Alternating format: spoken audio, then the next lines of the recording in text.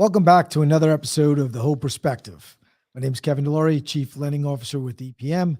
As always, joined by Kenny Phillips, Senior Vice President of Lending at EPM. Today, we were supposed to have Lee Woodall on, but we had some difficulties. But, the show must go on, as they say, right, Kenny? Absolutely. Today, we're going to talk a little bit about, we always talk about mindset. We talk about leadership. We talk about, what you need to do to be successful. And I think that's what we should really talk about today is, are you a leader that just carries a title or are you a leader that delivers? One thing about, Kenny and I have kind of cut from the same cloth. We like to be in the trenches. We like to know what's going on. We like to know how to do the job. We like to lift other people up. And, when I was doing some research on Lee, that was one thing that, he came into a team, with the San Francisco 49ers, one of the best teams in the NFL at the time. And he went on to be, I believe it was 9 Hall of Famers on his team that all lifted him up, he had some of the greatest coaches. And I think sometimes the reason we have so many athletes on the show is, being a pro athlete and being a good leader go hand in hand. Requires discipline, training, continuing to learn to do more, to bring it every day. You can't take a play off. If you take a play off, you lose. So I think, what are your thoughts on that? I'm laughing. I'm laughing right now because we're supposed to have Lee Woodall on, and I'm listening to you talk, and your notes and my notes are almost similar. We didn't get a chance to prep for this. So, I wrote down the athletes that we had on the show: Charles Clark, Mark Clayton, Merrill Hodge. And my idea was that the same as yours, just like leadership in business and professional athletes have success have so many synergies, right? It's mindset, it's preparation, it's confidence, it's like minds, it's culture, it's teammates, people that lift you up, it's pivoting. Like Lee Woodall, came in as a safety and he changed over to a linebacker, and he just said, I had confidence in my ability. So I had to give it 100%. And I think that's part of one, being culture, being a leader, knowing what you're good at and giving that 100%. And that's your contribution to the team, the organization. It's funny. It's like every great team needs a couple things, right? You need to surround yourself with the right players. Some that just don't talk about the next great game. They show up for the next great game. You need to communicate. You need to go dialogue. If I don't know what the type of pattern we're running and I'm on offense, I'm going to be lost. And I'm going to let my team down because I didn't do a good job communicating. So communication, lifting each other up when they're down, supporting one another. When you go to the field and make a bad play, come on, get back in there. Let's do it again. When I think of one of Lee Woodall's best plays, I think of his 96-yard fumble return. But that fumble return doesn't happen unless Plummer makes an amazing hit where the ball gets popped out and he picks it up and runs. And I think that's what creates a great dynamic of a team. He went back, he celebrated, of course. He just ran back 96 yards. He should be exhausted. The same way we celebrate after a good month. But now we got to get back on the field to run the next play. And if you've never done, I thought one of the other interesting things I learned from Lee is that he said, I never played special teams till 8 years after my, the beginning of my career. That normally doesn't happen. Usually start out, playing special teams. But he didn't know how important it was until he did it. And I always say that as a leader, do every job you're asking your people to do. Why? Because now you understand how important it is, what goes into it. The first thing anyone should do coming into a new company is discovering what each department does, how they do it, why they do it. So you can understand if you're ultimately the leader of them. You can't, I'm good at certain things. I'm not good at coding. You're never going to ask me to lead a technology department because I don't know shit from Shinola about technology. So it's about really knowing the field you're in, understanding that. I can't go out and coach karate. I could barely kick my leg over my waist, right? So it's about, if you don't know it, go learn it, become good at it, and, continue to surround yourself with people that can bring more to the table to help you learn and help you improve. So if you're out there and you're saying, oh man, I'm a leader, no one gets it. The reason that no one gets what you go through, because you're not talking to anyone, because you're not doing their job. Get out there and talk to your people. Understand what they want, what excellence looks like to them, what an excellent leader looks like to them. At times I find, Ken, I think you'll agree with this. We ask our employees to rate us as leaders, and that's something that's been done since 1960s forward, the pyramid, leadership top down. But is that really when are we honest with ourselves as leaders? When do we look in the mirror and say, I need to rate myself? We ask our employees to do that one-on-ones. If you're a leader and you're not doing that, don't think that you've outgrown that because you got the title, because the title won't stay there forever, or you lose good people. So listen to the people, but more importantly, be radically transparent, have radical candor with yourself. Right? I think you and I have had some over the years. This relationship hasn't been perfect. We've had some conversations where we had to be brutally honest with one another and say, you need to be better at this. Well, I think your communication style stinks at this because I'm not listening to you because of the way you communicate. So if you're not doing those things, it's right here. Talk is cheap. It's great. Go take action. Nah, couldn't agree more. And I think that accountability piece that we have for each other is like, we can take it back, right? We might have drag out fights about certain topics and items, but we go back and reflect, right? And we come back to the table because we do have a responsibility for each other and towards the team. And I think that any leadership or any member of the team, you should want to be a contributing part of that team, not just wear the jersey, right? I made the team, but not contribute and not hold yourself accountable, worried about letting people down. And I think that's what happened in sports teams, that as a professional, you know your role, you have to show up every day in practice, be prepared, know the playbook, and be able to deliver so you don't let anyone else down. But a lot of people worry about making the team and not contributing. You're spot on. It's spot on, Kenny. It really is. I think, we talk about it all the time. What happens in a pro team when you don't play the way you should? You get cut. Right. You're off the team.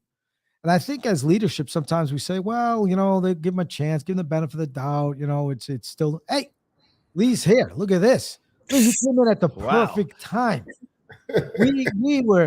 We are actually crushing it with a lot of your content and a lot of your questions. I hope that you would have answered the question the same way. So this is good stuff. So how you doing? Welcome to the podcast. Thank you so much. Ken, you want to give a brief intro before we kind of talked about it a little bit, but Lee Woodall, former NFL superstar, two-time All-Pro, Super Bowl winner, president of the Philadelphia chapter of the NFL alumni, sports hero, youth, athletic contributor, just an amazing man. Welcome. So we were talking about the relationship of leadership in business to sports. And, we talked about and I got to ask you a question. You had that 96-yard fumble return, but it doesn't happen without Plummer. But that's the beauty of a team, that he makes the hit. You see the opportunity, you pick it up and run. And that's what makes a great team. But I have to ask you a question. How tired were you after that 96-yard return? I was very tired. I was, but the thing was, during that time, it was against the Bills. I was having a pretty good game that game.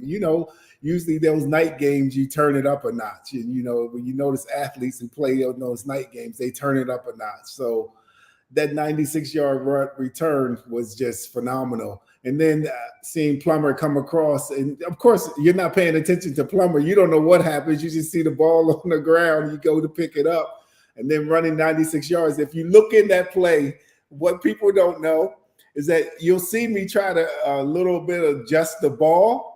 So when I adjusted, I was like, please don't fumble the ball. You don't even know there's a guy on national television that fumbled the ball. So you see me fumbling a little bit. Then I get in the end zone, put my hands up. It's a happy moment. But yeah, I was a little bit tired. But the thing about playing defense is once you do that, you're back on the field again. So you don't get that much time to rest. Offense, you score and you get the rest. So, it's back on the field again.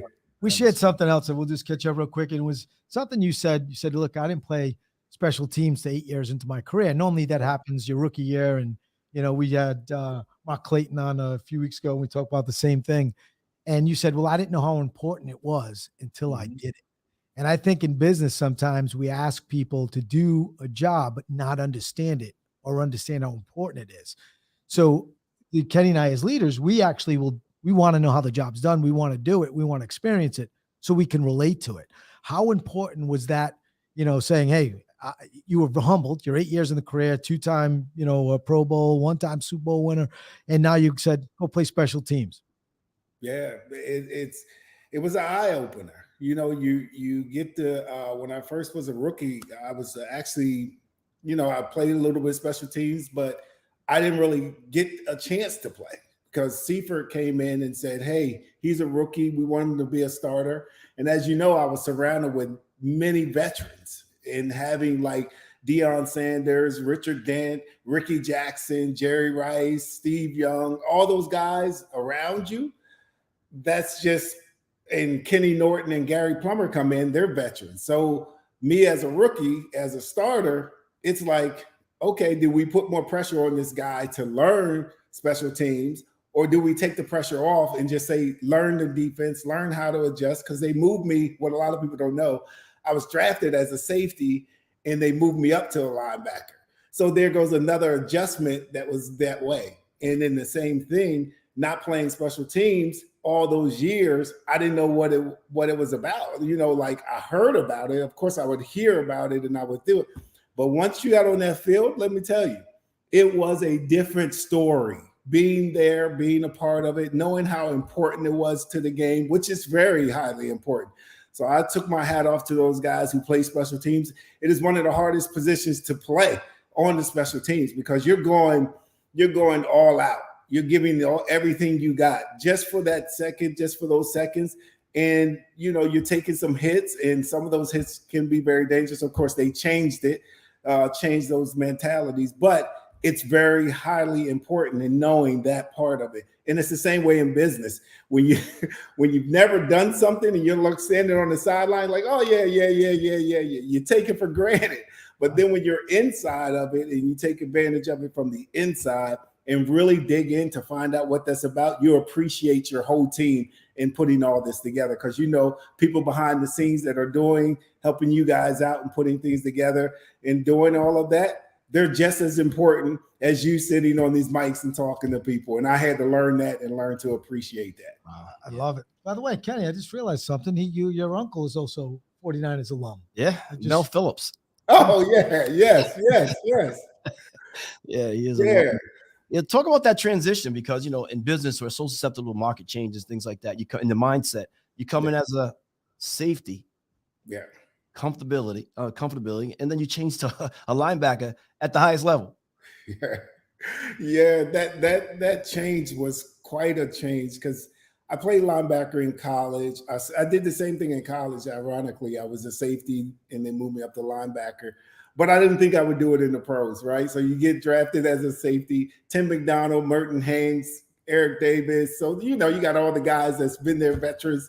So you're just thinking as a rookie, I just love being here. I want to be on the field. So when that adjustment came, it was amazing because, if you look at that linebacking core in 94, that the linebacking core in 93, they got rid of everybody except Antonio Goss. So then when they adjusted me to linebacker, I was happy when I was a safety because I was just like this. I was like, woo, no more hitting. I get to be a prima donna. I get to relax. I get to chill. I don't have to worry about hitting every day. They moved me up to linebacker. I said, huh? Really? Really? Oh, we're going to make you the starter. Huh? Really? So that adjustment, I would take my hat off to Coach Seifert, all the veterans, John Marshall, who actually was my linebacker coach during that time. He had to work with me after practice every day. So the adjustment was, how does my hands fit? How do I do this? How do I play this? So he had to adjust me over and over and over, working with me. It was almost like being a freshman in college because first comes a playbook that's this big. Now they're no longer this big. They're on their iPads, as you know. So then comes learning that position. And I had to work. What people didn't understand, I was working after practice every day about getting my hands to fit a certain way, being quick off the ball. That's when that position actually started to change. As you know, most outside linebackers were coming off the corners. They were rush. They really weren't coverage linebackers. They really weren't going out on receivers. And that's what made us unique about that year, is that we had the people behind us, but the thing that made us unique was you had a safety that now went up to linebacker. And now you see that happening today. They're taking the safeties and moving them up to linebacker, the adjustment. The same type of adjustment that happens in business. If someone's in a position and they may not be the starter, but you see where you can use them, you put them in that position where their best fit is. And that's what the 49ers did. And we ended up winning the championship. And it was amazing playing with a bunch of veterans. And I always say that when you surround yourself with people who've been there that have, and even in business, when you surround yourself with people who understand what their roles are and basically be able to put them in that role and put them in the best position that enhances the team, it's when you take teamwork out of it that business fails, and so does everything else that in life. It just fails because everybody, you can't have any individuals. Even though Dion was, he was the guy that most of the focus went on, him and Jerry, but he understood if I did my job, then I was helping him out. If he did his job, he was helping me out. So that adjustment was quite a bit of learning, but I was willing to do it because I wanted to be a starter. And it was amazing. It was amazing. I literally just had this conversation 20 minutes ago. Exactly what we're talking about in business. Right. Let's put the person where they belong, where they're the best fit. Because if we put them somewhere they don't fit, the rest of the team's going to have animosity. Like, why is this person on the field? Like, they're not a good fit for that position. And it's going to cause us headache, and we may end up losing a few games, and when we could be running up the points. But there was something else that I love that you said, and I was watching some of your videos. You said, are you just settling? There's no meaning to your life. There's no happiness, and you said even in your point in your life, you kind of had a moment like that. How do you get out of that? How do you reverse that for all these young people that are listening in and saying, like, how do I get to the next level? People always ask me, and I'm like, it's grind. It's, I always have this desire and it never goes away, but I don't know. It just happened. But how do you flip that switch? Yeah. Flipping that switch is, I being in ministry, you always talk about different things right? So Christ is number one for me. Of course, I got a faith over fear, that's always been the number one, but sometimes you lose your focus on that, right? We're not perfect. But the thing that you have to concentrate on is I learned this knowledge, right? So you have knowledge, you have understanding, and then you got wisdom. And I used to be like, everybody's wise there. And I was like, and then I learned that wisdom was the application, right? Applying. But knowledge was the information, understanding was the comprehension, and wisdom was the application. And I would always get to the knowledge and the understanding, and I would never get to the application. So you could literally tell me something, and I would understand it completely. And then what would happen is you're not applying. So what happens is that I would tell the generations coming up now and the generations beyond, is that you got to go through all three of those phases. The information that you're giving, like the information that you're giving people right now, they have it. But they comprehend it, they understand it. But it's when we take all of that and we don't apply it, right? You don't apply it. So when you don't apply it, you don't know whether it works. You don't know whether it doesn't work. You're not willing to step out. You're not willing to be brave. And, I do a lot of reading. So when I listen to that and I go and I'm a part of that, that's what the difference is. Having all three of those phases, if you take all three of those phases, success will come. Because guess what? Everybody says this, right? You ever talk to someone and you say, okay, I see that you understand what I said, but did you do it? And they go, no. So they wait 10 years later, and then they go, man, if I would have tried that 10 years ago, really? No, that means the knowledge that they're getting here, the understanding, the comprehension, now you go apply it. What does it hurt you to apply it? And I learned it. I read this book by Dan Sullivan, who is a strategic coach, very great guy. Love his books, love and follow them. And one thing he talked about, own your own property. right? What is that? I was like, what the heck does that mean? And come to find out, I wasn't owning my own property because me, myself, I'm my property, right? But a lot of people will stop you in trying to advance who you are. Right? Why? Well, you should do it this way, or no, you shouldn't do it. Really? Maybe I should do it this way because I want to do it, right? So in business, you have to know that psychological side also that comes with it, right? Because business is very psychological. Any entrepreneur would tell you to step out in the deep water, you're way out there. And to be successful, what is success too? You know, we can talk about that. What is the measurement of success? What is it? Some people can say, oh, I have a house, I have a car, I have this. Money's going to always come. It's always going to be there. So what do we measure success by? And that's what younger generation is up against right now. Being in business, their success is built on how many things I have. It's built on, oh, I look this way, I'm flashy, I got this car, I got this. That's what their success is built on. But when they get it, it's empty. I've been there.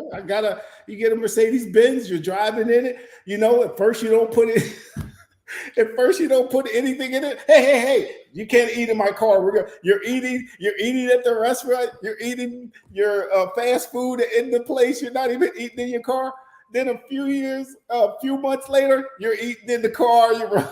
Few months, I do it the next day. I tell them, I can't smoke a cigar, and that's all I do is smoke cigars. I'm glad you just said that. I want to share something with you. It's so perfect. You said that. I thought in my younger days, coming from not a lot of single mom, not a lot of money, that success to me was I achieved it. Big McMansion, the new Mercedes, the pool with swim up, all this fancy stuff.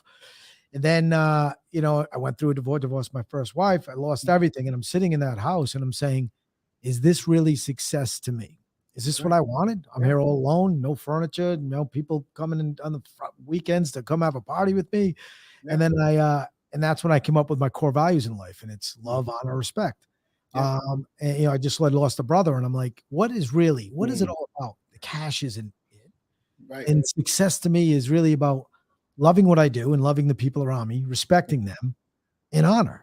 And making sure that I'm honoring my name, honoring my legacy. And I just recently, Kenny knows this, I asked everyone in here that works for the company, what does success look like to you? Because that's all I can help you with, what you think it is here. Wow. We got to look deeper, right? And I have it all on a spreadsheet, and I look at them every day to remind myself, what I can do to help them achieve their success. Because that's what I like.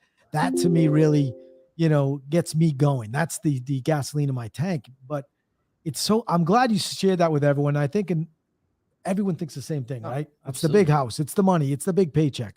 Yeah. When you get it all. Too much money is just as problematic as not enough money. Find out what it is to you. And you had said it earlier. It's like, what is your why? And you ask kids, what do you want to do for a living? Take the question mark out, giving them, goals and a roadmap to get there.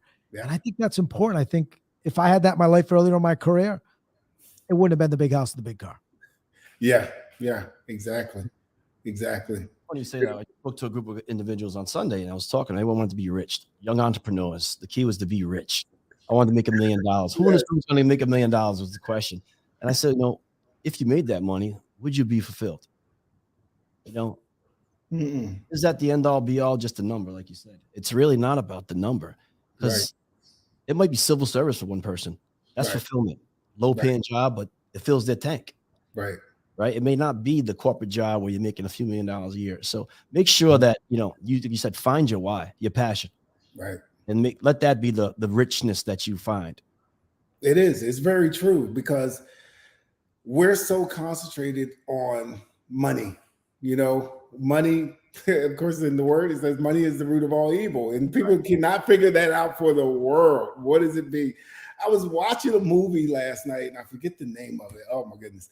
But I was watching a movie with my family's in town. So I was watching a movie. And as we was watching this movie, they went to basically go rob the cartel. Basically, they went to go rob the cartel, and they were taking the money. And the guy was sitting there banging on the wall and taking the money out. It was with Ben Affleck. So they was taking the money out. They kept taking the money out. And they were like, this is enough. And Ben was like, no, no, no, no, because he's seen all the money around him. But as you go along in the plot of the story, the money kept going with them wherever they were going. And then they had to get rid of it because there was a plane crash. Then they had to get rid of it because they couldn't carry it. Then they had to give it to someone else because they had to take someone else's life. Then they had to do this. Then Ben lost his life. Then it went on. Then at the end of the movie, they give all the money away. Because guess what? It didn't mean anything to them because they lost someone's life in going after it. Now, that showed me, I know many people looked at the percent, oh, great movie. I was looking there like, oh my God, it's just right there. The money that's not what it's about. It wasn't about that. They ended up giving it away. So when we get people to focus on the money or how much we're going to make or how much, no one ever talks about how much time it takes to get to a certain place. Most people that you see that come into money, you know, like they call them, I don't want to, and I love trust fund kids and stuff like that. But there's someone that worked hard to get to that point. And see, when you sometimes, and it was clear that when sometimes you celebrate people who have money that came into money, they didn't actually work for that.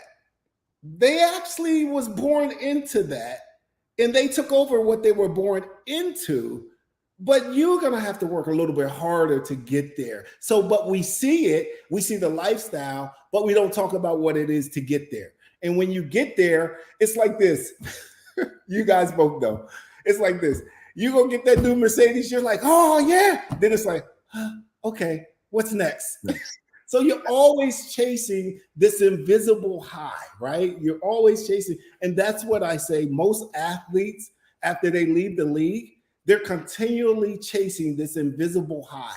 It's just what's next? What's next? How can I stay at this level? How can I live this way? I've done it? I've been there. I'm not going to sit here and say I'm guilty of it.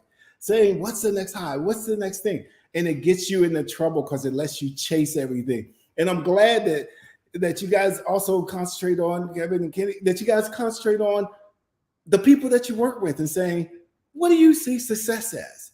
And saying, I will build you up. How many companies actually do that? None. It's crazy, you know, Lee. Right? First of all, by the way, funny story. Kenny just got a new Mercedes and he took up 2 spots yesterday, and I was so aggravated. He said, I don't want anyone to dig the doors. I'm like, in a week from now, you're going to be missing the tail light. Right. You're going to have the rims all chewed up. We're still in the honeymoon stage. Yeah. but funny, you know, you chase that next high. You know, young in my career, I come from nothing. Right. And I, you know, go making so much money. I don't even know how to spend it, but I figured it out. Right. You know, and then you crash and you burn, you're sitting there and, you know, and I lost a family member and all of these things that happen. Yeah. You invent yourself. So when people see me out and about and they see, you know, where I live and what I'm doing, they say, oh, he must have always been like that. You know, and that was the best lesson for me. You never know who you're meeting or you're sitting next to, of what they've been through and what you can learn from them. The minute that you want to fake it, of saying, this is me, this has always been me. Look how nice I put myself together. No, that's not real. Right. Be the real, authentic you. Be the person that has struggled. Share that with people. I never wanted to do that because I was ashamed of where I come from, of coming from poverty and, you know, making it big and doing all these things. And I crash and I'm back there filling my oil tank up with a 5-gallon can, you know, to keep my house warm. And I'm living in this $1 million house, but everyone perceives me as this big, successful guy because here I am still driving the same car. And in that moment, I realized it's time to tell everyone who I am. Yeah. Put down my armor, take off my uniform, take off the pads. This is me 100%. Yeah. And you have to have that self-discovery. So people, when you meet someone, just, you know, even in business, I never know, you know, my next big client, of what they went through to become that next big client. Ask those questions. You find more, you know, engagement with it. So I think, you know, you brought that up, and it's like, don't look for the next high. Find something that excites you and stay with it. Yeah. You know? And that's very true. Cause I mean, people, when I've talked to people, especially in business, I've always said, you know, why are you working? Right? I always say that. Why are you working? Why are you working? Why'd you take this position? Why'd you do that? and they say, well, I got to feed my family. Well, I have to do this. Well, you're not going to be there for very long because it's not what makes you happy. Right. It's not what gives you wakes up in the morning. And that's what joy. And come to find out, that's where a lot of people are in that position. And that's why you hear today that jobs they're not scarce. There's a lot of jobs that's out there, but the problem is that they stay for a couple of hours and they're or days or weeks or months, and then they're gone. And then they're gone. And that's been the chase for people in business these days, is getting people to want to work. And everyone says, oh, it was a COVID thing. No, it's the mindset thing. Because as you know, having kids and everything else, you want your kids to have the best. You want your kids to not suffer like you did. You want your kids to not go through. But what are we really creating, right? We're really creating a lifestyle that we're not teaching our kids to appreciate what we didn't have. Because right now, let's be honest, you take away an iPhone or any type of electronic from a kid these days, doesn't matter the age, what do? Oh my God, what are you doing? It's like, wait, what about when you have to work for this? Do you know how hard? Because they feel like they don't have to work for anything anymore. So the mindset is, oh, I can get this job and I can leave. I can get this job and I can leave. So it's also being able to teach what is financial literacy. I don't know why this is not in school. Well, we all kind of know why, but we'll keep that behind the scenes. But why don't we teach financial literacy in high school? It's not a required course. Why shouldn't it be? Because if you educate more on financial literacy and understanding how to get to a certain position, all of a sudden it changes your perspective of how you think and how you operate in life. And I know that I came up, my dad was not rich by any means, by any means. But one thing that he instilled us is always having this drive, right?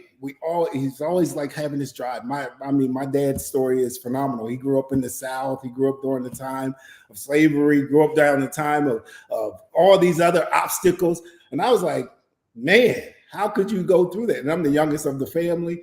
And knowing that you have to apply everything that makes you into business. And that's what's important, applying that into business. Sorry about that. So, it's funny. And one thing about sports, you can't fake it till you make it, right? You're out there giving it your all. And I find one of the things sometimes in business, you see this person, you listen to them talk, you're like, they have no idea. It's just a matter of time. To your point, in 4 months, they'll be somewhere else. Right. One thing I'm proudest about for Kenny is that his retention is 100%. Unless he decides to cut a player from his team, it's because you show you care. But, there was something else you said, and I was reading into it, and I've been really big on this, is there's a lot of organizations in our industry that call themselves a community. And I was reading some of your work, what you're doing, is the minute that the organization becomes more important than the people, the organization doesn't matter. And what you're doing with the youth, all the kids out there with NFL, I think it is Charity for Kids, and you keep using the words of, I want to help the community through the people. This organization is here to help the people through to better their community. So you're using those words, people and community. And I think sometimes the organization becomes more important than the community. And they want to be the one recognized. They want to be on a pedestal. And I've been telling people, especially in our industry, because there's so many different organizations, that the people need to come first. The first time you put the organization ahead of the people, you're full of it. You're not out to help the people. So let's make sure that we are, putting the people in the community first. And your organization with the NFL for Kids is really doing that. And that's a lot about you, because I read everything and listened to everything you said. Yeah. Everything said the people, the kids, the this, the that. Never once the organization. No, because the people, I tell people all the time, the people are what make the organization, right? Not the organization make the people. The people make the organization. And for all you NFL fans out there, love them or hate them, the players make the NFL, right? Without the players, you have no one to see. They make the NFL. So that's why they have to carry their lifestyles a certain way, because they represent a brand. So when people are out there and, caring for kids, caring for our own, and caring for our communities with the NFL alumni, it's about the people, because you wouldn't have the NFL alumni without the people and caring about them. So it was for us to reverse that standard, right? Reverse that. Oh, it's just because of the NFL alumni. Yes, we know it's a name that's known. It's well branded. We understand that. But we understand without the community and without the kids that are there to voice their opinion, to give their voice, to give them a voice, that's the empowerment. When you're listening, do you know how many kids really say that I don't get listened to?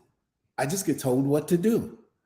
They're the voice. So when they say, hey, I don't have a backpack, or I don't have food, and you go do a food drive, or you go do a backpack drive, or you go do something we call resilient families. And that's when we go and we fit out a whole entire home, right? With all the necessary needs that a person needs to start. 2-bedroom, whatever, beds, shower curtains, all the stuff, the whole 9 yards, right? So when you do that, and the thing is digging in. Let me tell you what I learned. Because in the NFL, you do a lot of charity work. They send you to go do charity work. What I've learned in that is that sometimes you can do it because I'm made to do it. Sometimes you can do it because I'm a part of an organization. But it's that time when you do it, when you really step back and you say, let me understand what they go through. So when you're giving that backpack, do you really know what that person goes through who's receiving that backpack? When you're giving what we call healthy living kits to a foster care place, and you're going in for the first time. I remember the first time I went in and I was talking to them, I broke down in tears. Why? Because I was really feeling what I went through and felt what it was like. So when I was giving food, you know how Kenny and Kevin both can understand, when you do the food drives, you be like, oh, okay, here you go. And it's just like assembly line. Okay, here you go. And you walk away, take pictures, and you're smiling like, okay. So you go through all that and you say, well, Kenny and Kevin, what did you feel after that? Oh, we really helped the kids and we really did this. But let's go home with one of those families. Let's go inside the house and look at the cabinet that's totally empty. Let's sit with the mother and father and hear what they have to say and let them give you their story. Like, we're so grateful that you gave us this food because this is all we had in the last 3 weeks. We didn't know how we were going to feed our kids. So when you get into that, that's the empowerment. And that's what the NFL alumni had to do. So when they had to dig in and be a part of it, rather than just saying, oh, we're doing this for charity. Oh, we're doing this to raise money. No, they had to dig in. And that's what the guys now, the retired players, that's what they do. They actually engross themselves and say, I can remember when I was there. Because every player did not grow up rich, did not grow up with a silver spoon or anything like that. Most of them didn't. And me, no, I didn't. But you can remember, you start saying, oh, I can relate to that. I remember when we didn't have enough food. Oh, I remember when we didn't have enough clothes. I mean, we worked with this group called Hope Through Soap. And what they did, they have people who are homeless and they basically give them showers. Have you ever heard of that? They give them showers right there, built a whole entire unit for showers, right? Because they said, what would it be like? And the guy told me, said, what impacted me, there was a young kid who was about 20 something years old that was homeless. And he was dirty and he said he couldn't tell. And he looked like a black person. He was so dirty that they couldn't tell that he was even white.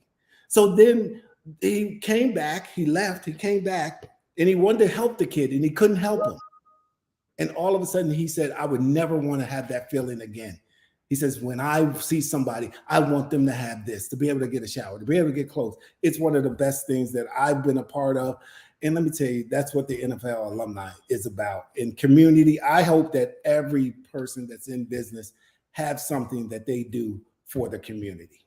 Yeah, I would ask tell anyone that's listening that's in business, everything that you said about community, the people, that's what you need to treat your business as. You need to treat everyone to understand what they want, to understand how they feel. When you do that, that's what success looks like. When you embrace and bring more people to the table, you collaborate, you listen, put the right people in the right roles. So anyone out there should definitely, if you're looking to making your organization better, I truly believe there's no difference between a great organization and a great sports franchise, right?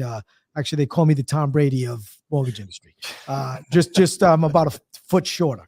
But those are the things you should be reaching out to Lee and say, hey, look, I'd love you to speak in front of my people, because right now, if we were on camera, I'd be punching Kenny in the arm and say, let's go, let's get fired up, let's get out there and talk to these guys, let's make sure we understand. Everything that Lee is saying is what you need to do as a leader in business. Listen to the people, understand what they want, get rid of the fake it till you make it, put the right people in the right roles. That whole thing about community is 100% the way to run an organization. It's that simple. And people try to overcomplicate it and be like, well, that's beneath me. I'd never say anything's beneath me. I want to know every job in this thing, from answering the phone to to when we're selling off our loans at the end and securitizing them. I want to know every function so I can relate like a good coach. Right. When you said when you came in, you had all these great players around you that embraced you. They didn't haze you. They said, hey, look, we need Lee to be good. He's not carrying your bag today. Get someone else for that. Pick on another rookie. But these guys embraced you, helped you, and I think you said, was it Ricky Jackson the second year that said, you thought you weren't going to start? He said, absolutely not. I need him on the field. That's leadership. All of those things is the right way to run an organization. I'll let Kenny ask just one more thing. One of the most critical things he said was just listening, right? People want to be heard, not just kids and youth and people that are struggling, but in your organization. Most organizations fail because they don't listen to the players on the field, right? You can't coach someone to a Super Bowl if you don't know what's going on in the field and people are experiencing what's going on in the trenches. Right. And that's critical. That's the key. And that's one of the reasons why we find some success. You talk about retention. It's because we listen. Right. We care. We care what's going on at home, at work, what affects you daily. And, it's contributed to our growth. It's really about growth and success beyond the numbers, really, which is important. Yeah. And you can see it and you can tell because, so that means when you're giving out a product or you're producing for someone, it's not just you're just doing this. You're looking past it. You're looking at the effect that it's going to have on this person. So that's what makes the business successful, is that you look at the effect that is beyond you signing the dotted line and saying, oh, okay, well, I hope you're happy. Thank you. You're next one up. You're looking like, no, I'm providing this, providing home, providing shelter, providing where the kids will grow up, providing where someone's life could change, and providing all these benefits. Well, they couldn't afford it. Well, they could afford it. We're going to show you how you can afford it. You're doing all those things. And when you show that person matters, that person then goes out and becomes a voice for you. They become a voice because they always, they want to be able to have a trusted source, and that's the biggest thing. Can I trust the source of where this is coming from? And that's what you guys have created. You created an environment that says, no, we're going to find out about you first. Then we're going to tell you about us. And then we're going to put those pieces together and we're going to create this beautiful family, and you're going to become family. And you're not going to be on the outside, and it's not going to matter the color. It's not going to matter what the statistics say. We're going to treat you. Everything is custom.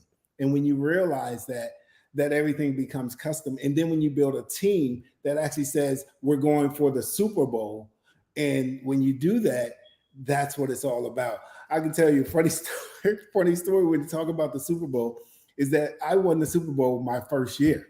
So in winning the Super Bowl my first year, I'm thinking, oh, this is supposed to always happen. This is gonna happen again the next year. Oh yeah, we got this thing. So you're thinking like college, like if the team stays together, we're gonna win another championship. Did I get a wake-up call? So it's the same thing in business. You may have that Super Bowl one year. You got to go back and repeat that thing, and some things are going to bring you up and down, left and right. You're going to have hard times, and being able to make it to hard times, because as leaders, what they're looking at how does my leader react to controversy? How does my leader react to adverse situations? How do they react to when we're not reaching our goals? Do they fall apart? Because if you fall apart, then they fall apart. It's like a trickle effect. So they're looking at the leadership and saying, we know what's going on because we're here. We have the inside numbers. We know what's happening. But how is my leader reacting? And if you come in, you're like, oh my God, I'm so frantic.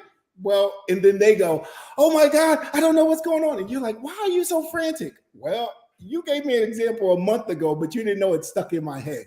So I'm glad that you guys take the time out to get to know that. And it's the same thing in football. One of the things we used to say about George Seifert is like he was one of the coolest guys ever. This probably looked like he never got shook ever in a game. He's just, he would just handle the situations gracefully.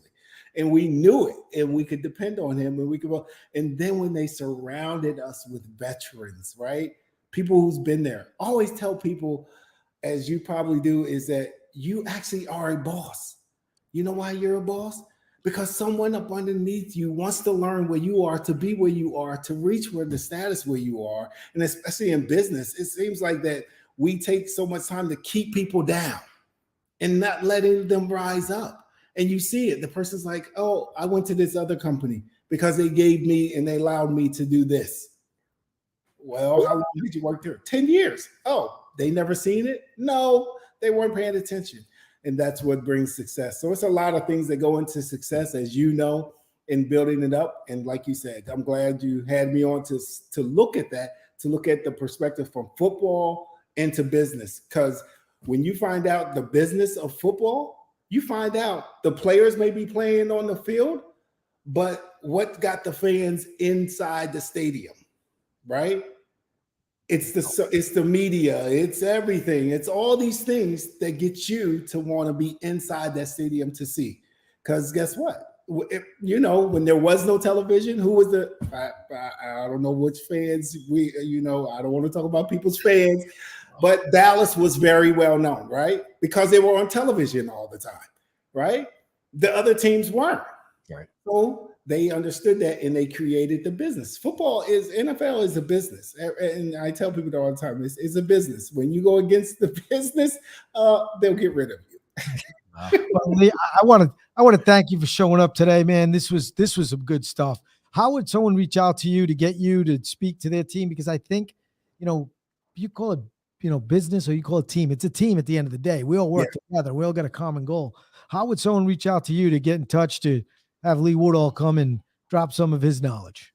Well, what they can do is reach out to you all first, because what we're doing, we're setting up a whole system. I'm going to be coming back on to talk to you guys when we get this whole thing set up. We got some fabulous things that's coming in the future. I definitely want to come in and talk about those things. I'll be sending you little video clips of what's going on. Some of the stuff that we have going on is actually a school. We have something going on like that. We actually have where we're digging into also integrative medicine. So we're digging into a lot of different things. So basically what I would like for them to do is contact me through you, because you have my contact. And then what we'll do, we'll work that out to make sure that everything comes through us. Yeah. And if you're looking to get in touch with Kenny and I, it's simple. We don't hide behind a website. It's kevin@epm.net, kenny@epm.net. Lee, thank you so much. This was so great. Yeah, you've made me feel better about the decisions I make. You made me understand that there is, like I said before I got on this call, I thought business and sports are identical, and 100% it is. You're a great leader. You're a great man. And one last question I do have. Whose touchdown was better? Elijah's 50-yard run or your 96-yard fumble return? He had a lot of moves. I'm not going to lie to you. You were just like straight and like ready, gasping for it at the end. Elijah was a little more shake and bake. So I got to give it to him. Yeah, of course I'll give it to him. I'll give it to him. Of course. His was better. His was a lot better. I think Lee was worried about getting back on defense. There you go. There you go. But thank you for everyone tuning in. Jenna will take us out. As always, thank you for joining us for another episode of The Whole Perspective. You can always check us out at the Empower Brokers community on Facebook or at epmwholesale.com. You can always email Kenny or myself directly at kevin@epm.net or kenny@epm.net. Thanks, and look forward to seeing you soon.